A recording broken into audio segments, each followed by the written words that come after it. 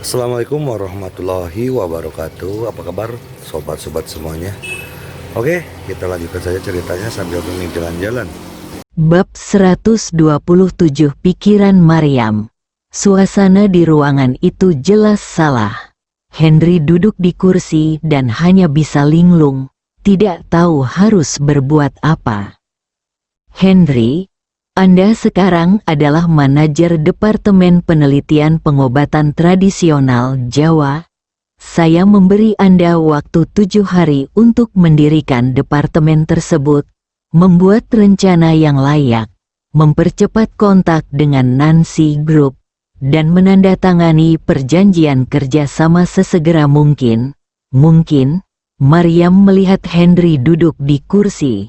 Sang merasa bodoh dan tidak bahagia, dan berkata dengan suara dingin, "Diam, ini kantornya. Perhatikan kata-kata dan perbuatanmu. Temukan seseorang yang suka memanggilmu suami." Maryam tidak menunggu Henry berteriak, tetapi langsung menghentikannya dan membungkam kata-katanya selanjutnya. Henry duduk di kursi. Kali ini benar-benar terpana. Dengan senyum masam di wajahnya, dia menggelengkan kepalanya dan tetap diam. Kecut, rasanya asam yang kuat. Dia bisa menjadi kejam terhadap orang lain dan sombong terhadap orang lain. Menghadapi wanita Maryam ini sangatlah rumit. Tepatnya, dia jatuh cinta padanya. Keheningan Henry membuat Maryam merasa aneh pada awalnya, dan kemudian tidak percaya. Dia awalnya mengira itu akan memicu reaksi keras. Tetapi yang dia dapatkan malah penerimaan, yang membuatnya merasa lebih sakit dan bahkan sedikit menyalahkan diri sendiri. Suasana di dalam ruangan sepertinya menjadi sedikit menyedihkan. "Maryam, saya jamin pekerjaan yang baru saja Anda atur dapat diselesaikan dalam waktu seminggu. Tetapi saya membutuhkan asisten untuk membantu saya membuat rencana. Dan saya harus keluar untuk penelitian dan negosiasi. Menurut Anda bagaimana Anda bisa mengaturnya?" Henry terdiam untuk waktu yang lama dan memecah kesunyian. Maryam tidak mengangkat kepalanya dan menatap dokumen itu tanpa niat membacanya. Dia juga tahu bahwa apa yang dikatakan Henry itu benar. Tapi dia sedikit bingung apakah dia harus setuju atau tidak. "Apakah semua yang kamu katakan kemarin benar?" Maryam akhirnya meletakkan penanya, mengangkat kepalanya, dan menatap Henry dan bertanya. Ketika Maryam selesai menanyakan pertanyaan ini, dia merasa gugup tanpa alasan. Itu adalah jenis kegugupan yang belum pernah dia alami sebelumnya menghadapi pria atau pelanggan manapun, yang membuatnya sedikit tersipu.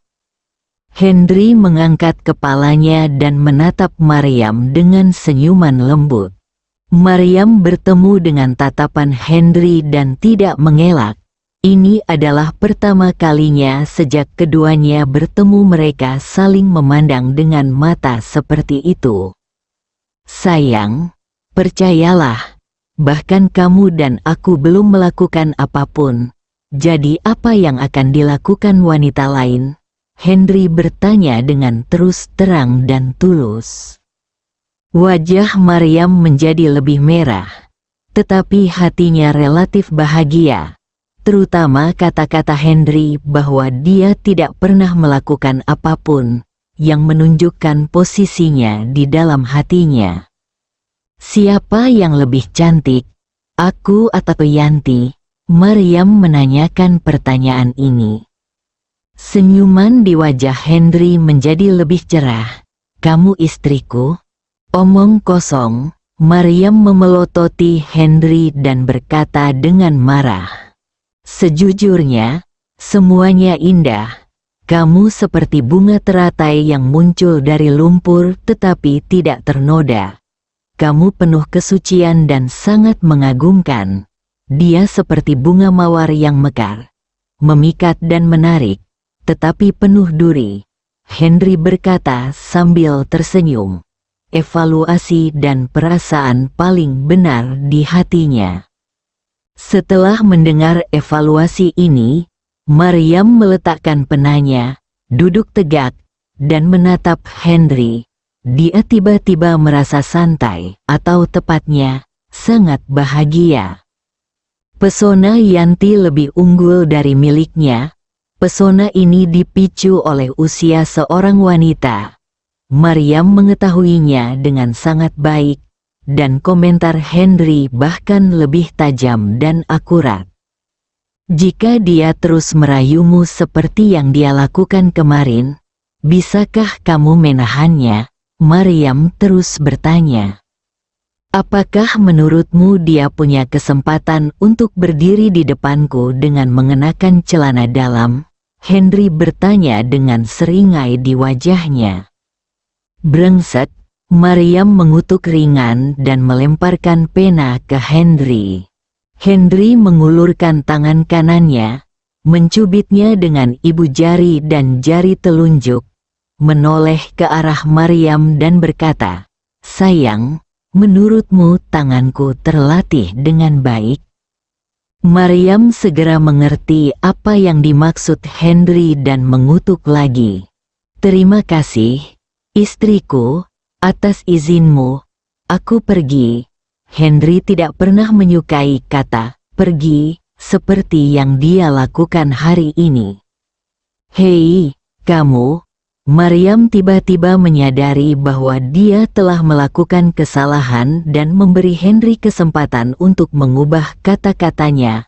Henry sudah menghilang ke dalam rumah. "Nakal," gumam Maryam, menundukkan kepalanya dan mulai bekerja. Meski hanya beberapa kata, suasana depresi sudah tidak ada lagi, dan ada lebih banyak relaksasi. Kemunculan Yanti membuat Maryam merasa krisis dan marah. Namun kata-kata sederhana Henry barusan membuatnya mengerti bahwa untuk mencintai seseorang, Anda harus percaya bahwa seorang pria bisa memberikan hanya 3 miliar miliknya kepada tunangan palsu. Apalagi yang bisa Anda lakukan? Tanyakan padanya. Setelah mengetahui hal ini, Maryam mengisi suasana suramnya dengan sinar matahari dan menjadi bahagia lagi. Henry berlari ke kantor Guo Warner, menyerahkan semua tugas yang diberikan Maryam kepadanya kepada Guo Warner, dan menuliskan pemikirannya, lalu menghilang. Guo Warner juga tidak bisa berkata-kata terhadap Henry. Pria ini tidak pernah bisa membedakan antara besar dan kecil. Mengenai urusan pekerjaan, manajernya seperti bawahan Henry. Henry keluar dari Kili Group dan berjalan tanpa tujuan di jalan. Itu berarti obat-obatan bernilai lebih dari $1 miliar. Dan akan membutuhkan banyak ruang untuk menyimpannya, apalagi menjualnya. Pada akhirnya, Henry mengertakkan gigi dan memutuskan untuk pergi ke grup rantai farmasi Baetian untuk mencari Yanti. "Halo Tuan, apa yang bisa saya bantu?" Karena dia tidak memiliki izin kerja, Henry dihentikan oleh dua wanita di meja depan begitu dia memasuki lobi Baetian Pharmaceutical Chain Group. Henry sekarang juga mengetahui peraturan perusahaan dan mengetahui bahwa mereka melakukan pekerjaan rutin. Dia tersenyum dan berkata, "Saya mencari Yanti." Yanti, nama ini terlihat familiar sekali. Salah satu resepsionis berkata dengan ekspresi bingung di wajahnya, jelas tidak merespon. "Yanti adalah ketua kami," seru resepsionis lainnya sambil terlihat bingung. "Itu bukan salah mereka. Grup rantai farmasi Baetian adalah perusahaan yang sangat besar di kota Bandung. Yanti biasanya menyendiri dan tidak memiliki kontak dengan orang-orang di bawah nama ketua ini. Saya ingin bertemu ketua Anda, Yanti. Henry bertanya lagi dengan wajah serius. Pak, siapa nama belakang Anda? Ketika saya mendengar bahwa saya menanyakan ketua, kedua resepsionis itu jelas sangat sopan dan bahkan lebih gugup. Nama keluargaku Henry menunjukkan senyuman menawan pada kedua wanita cantik itu. Begitu seorang resepsionis menyebutkan nama belakangnya, dia tiba-tiba berteriak, "Bukankah kamu dokter ajaib Henry?" Saat Henry hendak mengakuinya, seorang pria berteriak keras di depan pintu, "Dokter ajaib itu pembohong, keluarkan dia." Aula menjadi sunyi seketika, dan ketiga orang itu melihat ke arah pintu. Bab 128 Bermain dengan Dodi. Ketika Henry mendengar suara itu, dia tahu siapa yang datang. Dia berbalik dan melihat Dodi secara langsung. "Bukankah ini bocah imut, Dodi?" Henry berkata sambil tersenyum. "Kamu, diam." Dodi awalnya ingin menghina, tetapi memikirkan kekerasan Henry, dia menelan kembali kata-katanya, memandang Henry dan berkata, "Kamu tidak diterima di gerbang grup rantai farmasi siang hari kami, silakan segera pergi." "Apakah karena Anda tidak menyambut saya atau kelompok rantai farmasi siang hari Anda tidak menyambut saya?" Henry bercanda sambil tersenyum. "Ya, Anda tidak diterima di grup rantai farmasi Baitian kami." Dodi ingin mengatakan bahwa Anda tidak diterima, tetapi dia takut mendapat petunjuk. Jadi dia langsung mengubahnya menjadi mengatakan bahwa Anda tidak diterima di dalamnya. Grup.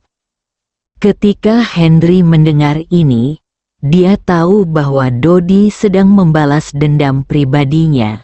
Dia tersenyum dan berkata, "Sepertinya Anda telah melakukan kesalahan. Saya pikir kelompok Anda akan menyambut saya." "Cih, tidak mungkin." Dodi menjawab dengan tegas. Sebagai manajer umum perusahaan, dia sangat jelas tentang urusan perusahaan. Dia tidak pernah membahas Kili Group, dan tidak ada yang menyebut Henry. "Ketua Anda akan menyambut saya." Henry menatap Dodi dan berkata sambil tersenyum. "Ketua, apakah Anda kenal ketua kami?" Dodi memandang Henry seperti orang idiot dan bertanya.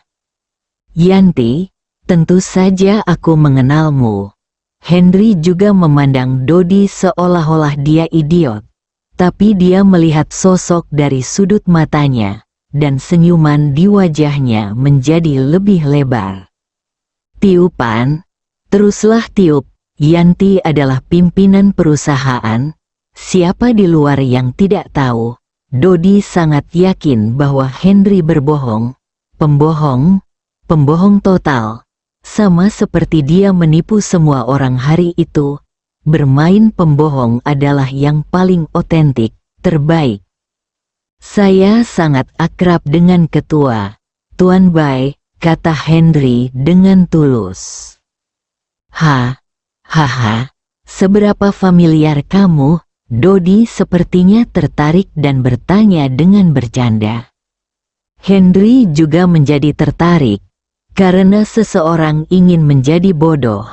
Jika dia tidak dibiarkan menjadi bodoh, bukankah itu memalukan pengaturan Tuhan, sematang yang kamu inginkan?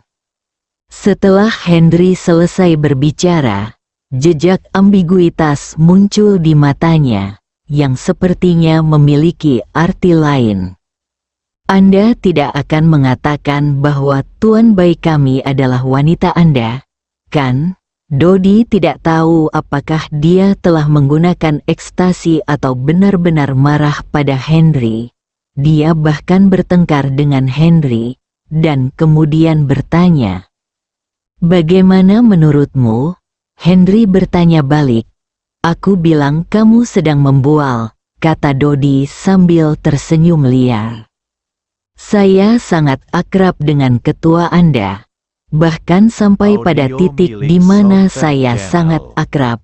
Henry memikirkan perasaan panas tubuh Yanti di pelukannya, yang memang sangat seksi dan menawan.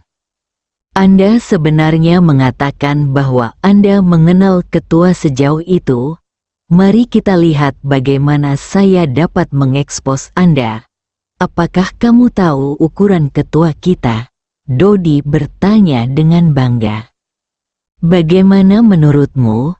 Kamu tidak tahu? Jika ada yang tahu, ini aku." Ketika Dodi berpikir untuk mengatur pakaian yang dibuat khusus, dia mendapatkan ukuran Yanti. Ketika dia melihat ukuran standar di atas, dia hampir bersemangat. "Wow, kamu tersenyum sangat tidak senonoh. Apakah kamu mengintip?" Henry bertanya dengan ekspresi terkejut di wajahnya. "Cih, dengan statusku sebagai manajer umum yang bermartabat, kenapa aku harus mengintip? Aku bisa mengetahuinya secara terbuka. Biar ku beritahu, ukuran ketua adalah 90, 60, 90, dan bra-nya 38D. Kedua resepsionis yang berdiri di belakang Henry menatap ke arah Dodi dan tercengang. Tetapi mereka tidak tercengang oleh kata-kata Dodi, tetapi oleh orang-orang di belakang mereka.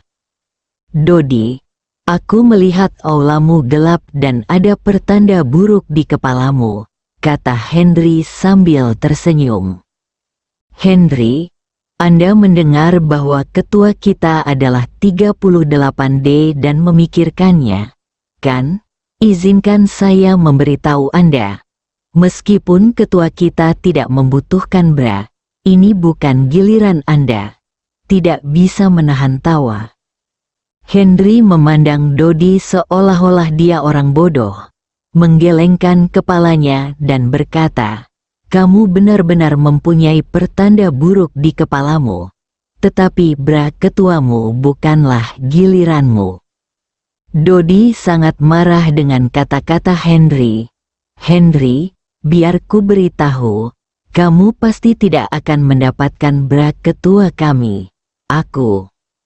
"Diam!" tiba-tiba seorang wanita berteriak dari belakang. Dodi terkejut pada awalnya, dan kemudian tiba-tiba merasakan hawa dingin keluar dari punggungnya. Perlahan menoleh, dia melihat Yanti berdiri di belakangnya, menatapnya dengan mata menyala-nyala. "Ketua, hei Dodi, sudah kubilang ada pertanda buruk di kepalamu. Kenapa kamu tidak percaya? Dan kamu bahkan bernafsu dengan bra ketuamu. Sungguh memilukan, sangat memilukan." Henry menghela nafas panjang dan terlihat sangat serius. Dia mengatakannya dengan nada tidak berdaya dan simpati. "Dodi, kembalilah dan segera kemasi barang-barangmu dan keluar dari perusahaan. Sekarang perusahaan telah memecatmu." Wajah Yanti tidak sehitam nama belakangnya. "Ketua, saya..." Dodi sudah tahu bahwa dia telah ditipu oleh Henry. Dia ingin menjelaskan, tapi Yanti melambaikan tangannya untuk menghentikannya. "Dodi, kuharap kamu bisa segera keluar sendiri. Kalau tidak aku akan memanggil petugas keamanan."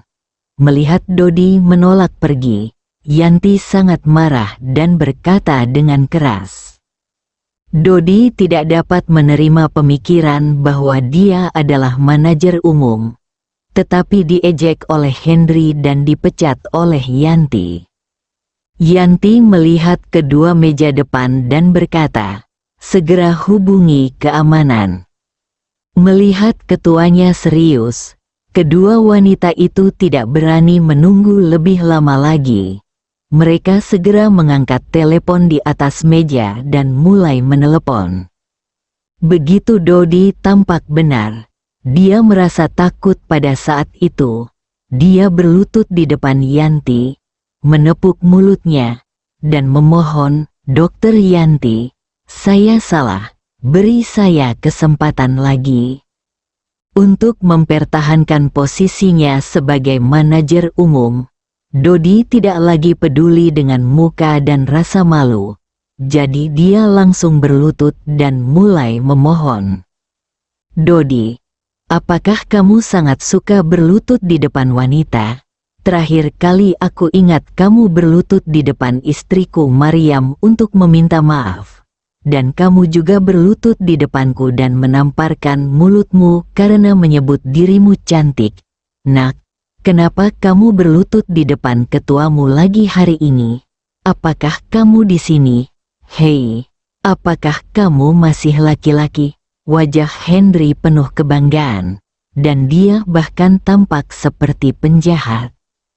Meskipun Yanti tahu bahwa Henry sedang mengipasi api, ketika dia mendengar Henry memanggil Maryam istrinya dan mengatakan bahwa Dodi sedang berlutut di depan Maryam dan meminta maaf, dia langsung menjadi cemburu dan dipenuhi amarah berteriak kepada satpam yang datang, "Keluarkan dia!"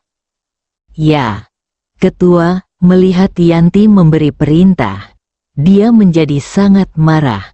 Beraninya penjaga keamanan bergaji tinggi ini mengabaikan mereka. Mereka melangkah maju dan mendukung Dodi dan berjalan keluar. Bersambung.